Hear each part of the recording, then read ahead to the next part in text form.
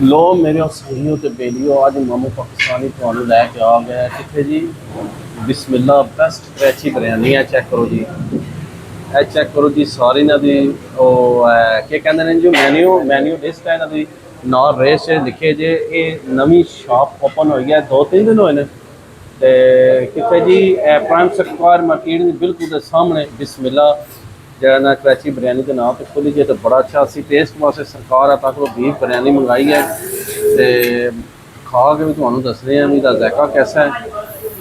रंगत तो बड़ी सोहनी पी लगती है। बिस्मिल्लाह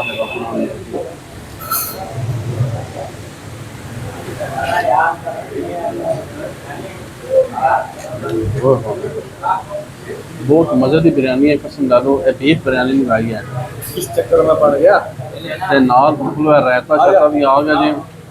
हूँ तो चिकन वाले भी टेस्ट करवा के दसना कि ये कैसी है। बिस्मिल्लाह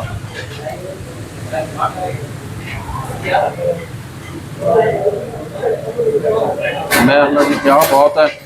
नाल तको रायता सलाद पाओ तो खाओ तो इंजॉय करो। तो जिस जिस बंदे ने इस बिरयानी के मजे लैने सही जैनवन कराची की बिरयानी प्राइम स्क्वायर मार्केट के बिल्कुल सामने आओ जो बिस्मिल्ला कराची बिरयानी तो खाओ तो इंजॉय करो। तो मामू पाकिस्तानी दुआओं का लाभ भी हो गया तो मनु खान दोगे।